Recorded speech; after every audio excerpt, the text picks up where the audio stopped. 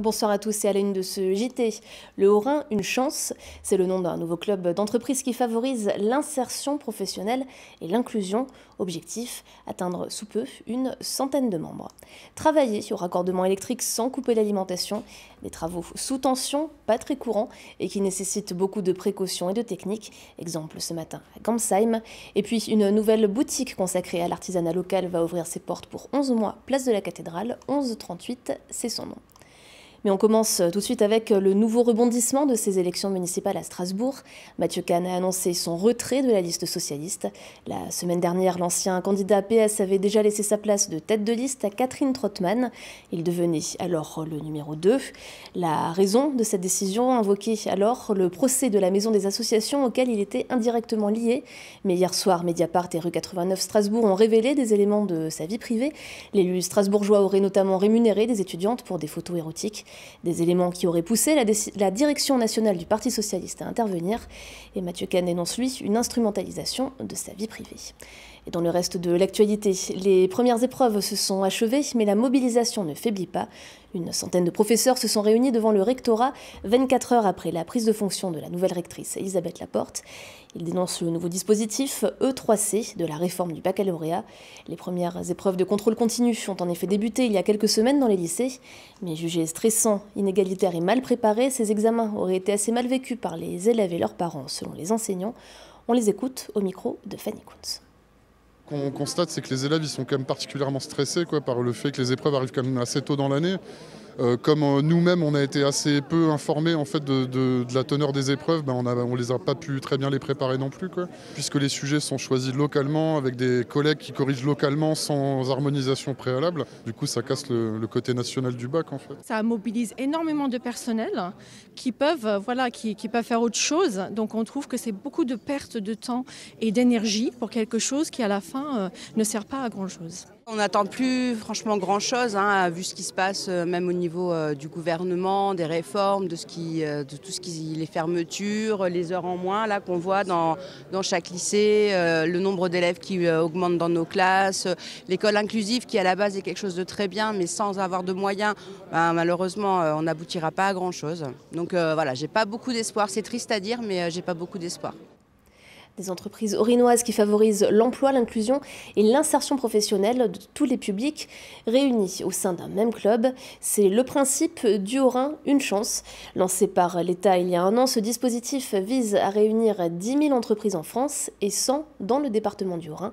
Marine Zis. Une quinzaine d'entreprises haut-rhinoises se sont réunies ce matin à la Chambre de commerce et d'industrie de Colmar pour signer la charte d'adhésion au club Le Haut-Rhin, une chance. Leur particularité, elle favorise l'accès à l'éducation ou à l'emploi des publics vulnérables. Alors, quelques exemples d'engagement, ça peut être l'accueil de stagiaires de 3e, ça peut être l'accueil en emploi de personnes issues des quartiers prioritaires de la politique de la ville ou des zones rurales. Ça peut être aussi les partenariats qui peuvent se faire avec les entreprises d'insertion. Ça peut être les partenariats qui peuvent se faire dans le cadre de l'accès aux droits et aux services. Voilà, tout un tas d'engagements que peuvent prendre les entreprises, petites et grandes.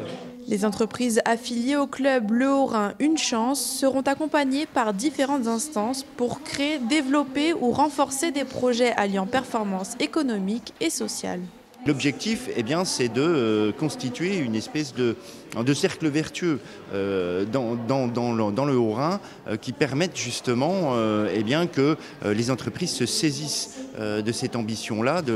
On l'appelle entreprise inclusive, mais c'est vraiment reconstituer du lien et du tissu social par l'intermédiaire de l'entreprise. Et vraiment, au bout du compte, c'est quoi? C'est l'emploi, c'est le retour à l'emploi, c'est ça. Les premières entreprises fraîchement intégrées au club seront rejointes par d'autres. L'objectif est d'en réunir 100 dans le Haut-Rhin d'ici 2022. Faire de la maintenance préventive ou réparer des lignes électriques sans couper l'alimentation, des interventions très techniques et rares, organisées notamment par RTE, le réseau de transport d'électricité. Une se tenait ce matin à Gamsheim, au poste d'aiguillage électrique, Camille Roland et Cécile Motz. Il y a des interventions de haute voltige, mais aussi de haut volt. Ce matin, une équipe de 17 techniciens du réseau de transport d'électricité a réalisé une opération de maintenance sous haute tension au poste électrique de Gamsheim. Il s'agissait de raccorder des transformateurs sur le réseau électrique alors que les lignes de 225 000 volts n'étaient pas coupées. Nous avons changé un nouveau transformateur de tension. Nous le remettons en service sur le réseau. Et pour le faire, on va le réaliser en travaux sous tension pour ne pas couper l'usine de production qui produit pendant ce temps-là. Travailler sous tension, c'est évidemment respecter des règles très strictes. Il faut absolument respecter toutes les distances de sécurité par rapport aux différents potentiels, que ce soit le potentiel terre, le potentiel de la phase sur laquelle vous travaillez, le potentiel d'une autre phase à côté. Donc toutes les distances sont très très importantes à respecter. Ce poste d'aiguillage alimente le nord de Strasbourg en électricité. Téléguidé à distance, il est possible de connaître son état en temps réel. Et pour intervenir lors de pannes ou accidents sur le réseau, ils sont peu nombreux à se frotter à ce niveau de tension, car les dangers sont bien réels. Les techniciens sont formés dans un centre spécialisé près de Lyon et ont 4 ans d'expérience au minimum. L'équipement que j'ai sur moi, donc j'ai la combinaison, qui est une combinaison qui permet de se connecter à la tension. Donc c'est comme une cage de Faraday, si vous connaissez un peu le principe. Le courant passe autour en fait. Et ne traverse pas nous, mais la combinaison, donc on est protégé. On a utilisé ce qu'on appelle un escargot avec un filin en nylon qu'on vient tirer et qui vient ensuite emmener un câble d'acier, de métal qui vient connecter notre appareil. Ces gestes, il les a répétés de nombreuses fois et les règles sont strictes. Une distance de sécurité d'1,85 m et l'usage d'une perche. Après la pose d'un fil isolant, il faut attendre 20 minutes de chauffe pour s'assurer du bon fonctionnement avant de mettre en place le câble définitif. Ils sont actuellement en train de reconnecter le TCT, donc un appareil de mesure électrique, au jeu de barre qui est sous une tension de 220 000 volts. Et ils vont remplacer la petite câblette que vous voyez dans mon dos par un câble d'une section de 570 mm². Alors la nacelle, elle est isolée de la partie du sol au travers de 2 bras isolants qui sont gris avec quelques ailettes. Et eux sont au potentiel, 220 000 volts, potentiel qui est sur le réseau. Demain, le 3e transformateur sera relié au réseau. Chaque année, on comptabilise 1500 opérations comme celle-ci en France, dont une dizaine en Alsace. Une nouvelle boutique consacrée à l'artisanat local va ouvrir ses portes pour la Saint-Valentin, place de la Cathédrale à Strasbourg. Son nom, 1138. Son principe, un bail à durée déterminée, car tous les 11 mois, ses locataires changeront. Et pour débuter, c'est Alza Truc. Fanny Kunz est allée les découvrir en avant-première.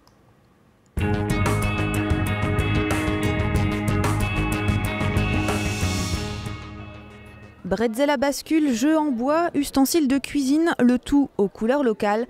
C'est l'artisanat de la marque Alza Truc qui s'installe entre les murs d'une boutique. Mais ici, la présence des artisans est éphémère.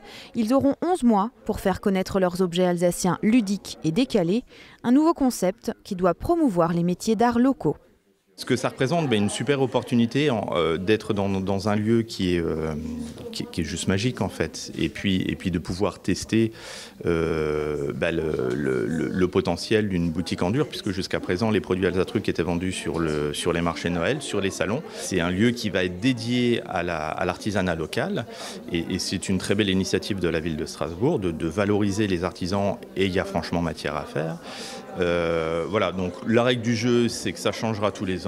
On est les premiers, voilà, c'est la règle du jeu, on est là pour 11 mois, ça me va très bien. Baptisée 1138, elle est installée place de la Cathédrale. Un emplacement idéal, mais au loyer pas toujours accessible pour les artisans locaux. Alors l'Eurométropole de Strasbourg a décidé de soutenir la créativité en favorisant leur installation. Il y a différentes valeurs aujourd'hui qui sont portées.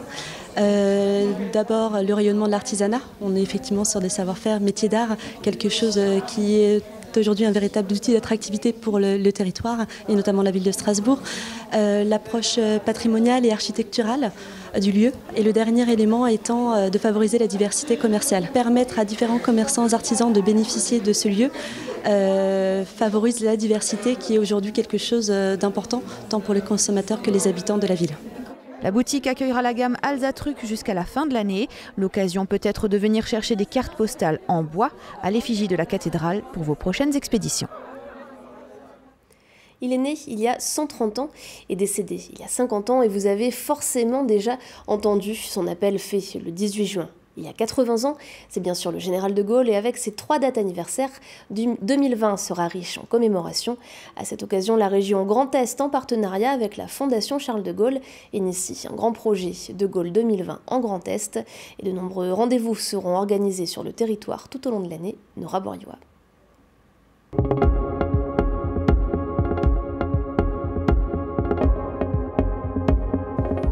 Le saviez-vous, c'est depuis le perron de l'Hôtel de Ville de Strasbourg que le général de Gaulle avait annoncé la création du Rassemblement du peuple français le 7 avril 1947. De Strasbourg à Paris, il n'y a qu'un pas. Le siège du parti s'installe peu après aux 5 rue de Solferino à Paris. Et l'immeuble est toujours là. Il abrite aujourd'hui la Fondation Charles de Gaulle.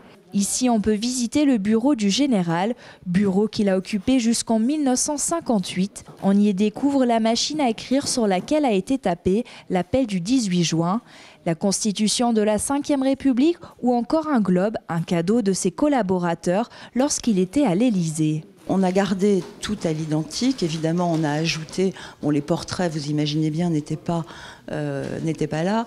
On a ajouté quelques objets qui nous ont été offerts, comme le fanion de la voiture présidentielle qui se trouve derrière vous, ou le facsimilé de la Constitution de 58. Mais sinon, tous les objets avaient été choisis par le général de Gaulle lui-même et étaient généralement des cadeaux que lui avaient offerts les Français au cours de ses nombreux voyages en province. Et cette année, l'occasion ou jamais pour la visiter, car elle marque un triple anniversaire pour le général de Gaulle, les 80 ans de l'appel du 18 juin, le 130e anniversaire de sa naissance et le 50e anniversaire de sa disparition, le 9 novembre 1970 à Colombey-les-Deux-Églises.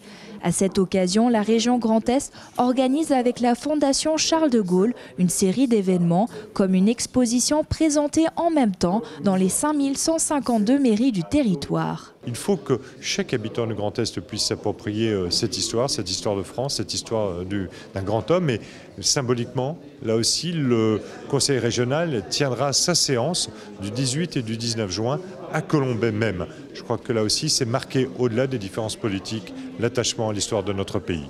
Une convention de partenariat a été signée ce mercredi entre la région et la Fondation Charles de Gaulle pour l'organisation d'un parcours pédagogique dédié spécifiquement au général de Gaulle pour 6 lycées du Grand Est et un kit pédagogique sera également mis en place. Par exemple, un livre a été édité pour les enseignants, mais il y a aussi sur notre site internet des ressources pédagogiques et documentaires avec du texte, de l'image, du son, des films.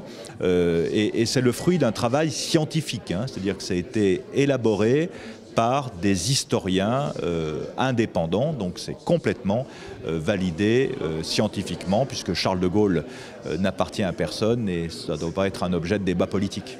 D'autres projets viendront compléter l'année de Gaulle dans le Grand Est, comme le prix Anne de Gaulle, du nom de la fille du général. Ce prix doté de 50 000 € viendra récompenser en décembre prochain une association ou une entreprise engagée dans une démarche d'inclusion et d'insertion. Et on termine ce journal avec l'image du jour, Fanny Kunz. J-2 avant les vacances scolaires et aucune idée de sortie pour occuper vos enfants. Peut-être qu'un escape game ou de la spéléologie pourra faire votre bonheur. C'est à Sainte-Marie-aux-Mines que cela se passe, au parc minier de Tellure. Exceptionnellement, le parc touristique ouvrira ses portes pour les vacances dès samedi. Avec son escape room l'Expédition 52, sa via ferrata souterraine ou son parcours spéléo, il y aura de quoi satisfaire tout le monde.